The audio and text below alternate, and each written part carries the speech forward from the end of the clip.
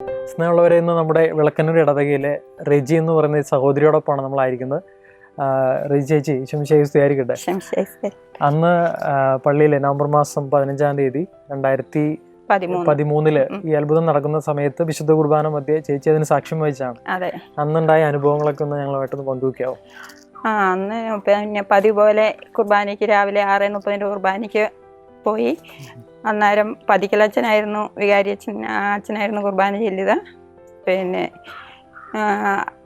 കുർബാന മധ്യേ അച്ഛൻ എന്തോ ഒരു വല്ലാത്തൊരു റൂഹാഷ പ്രാർത്ഥനയില്ലേ, പരിശുദ്ധാത്മാവ് എഴുന്നള്ളി പറഞ്ഞ ആ പ്രാർത്ഥന കഴിഞ്ഞപ്പോൾ അച്ഛനെന്തോ പിന്നെ കപ്പ്യാരെ വിളിക്കുകയും പിന്നെ ഇതെന്താന്നിങ്ങനെ എന്തോ ഇങ്ങനെ ചോദിക്കുന്നത് ഞങ്ങളിങ്ങനെ കണ്ടു. അന്നേരം പിന്നെ ഞങ്ങളെല്ലാവരും ഇങ്ങനെ നോക്കി നിന്നു. അന്നേരം കപ്പ്യാർ ഓടി വന്ന് സിസ്റ്റർമാരുടെ അടുത്ത് വന്ന് പറഞ്ഞു, പിന്നെ ഈശോയെ തിരുവോസ്തി കണ്ടെന്ന് ഇങ്ങനെ പറഞ്ഞു.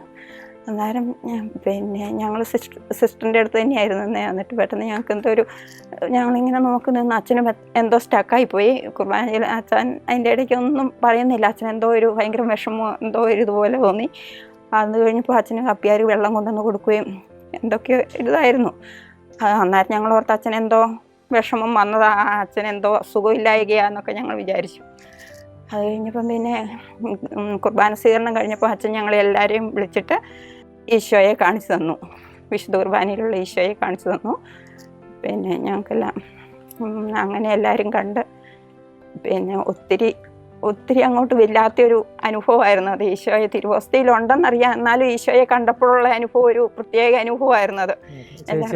പരിശുദ്ധ കുർബാനയിൽ ആ ഒരു അതിന് സാക്ഷ്യം വഹിച്ചു. അതിനുശേഷമൊക്കെ ചേച്ചിയുടെ വിശ്വാസത്തിലോ അല്ലെങ്കിൽ മറ്റേതെങ്കിലും കാര്യത്തിലൊക്കെ വിശ്വാസം പിന്നെ ഒത്തിരി വർദ്ധിച്ചു. ആ ഈശോയുടെ സ്നേഹം എല്ലാവരും അനുഭവിക്കാൻ ഓരോ ദിവസവും വിശുദ്ധ കുർബാനയിൽ പിള്ളേരെ പറഞ്ഞു വിടാനും പിന്നെ എല്ലാവരോടും ഞാൻ പറയും, ഈശോ നമ്മുടെ ദേവാലയത്തിൽ ഇത്രയും വലിയ അത്ഭുതം നടക്കാൻ നമ്മൾ അതിന് സാക്ഷിയാകാനും അവസരം കിട്ടിയതാണല്ലോ എന്നൊക്കെ ഞാനിങ്ങനെ പറയും.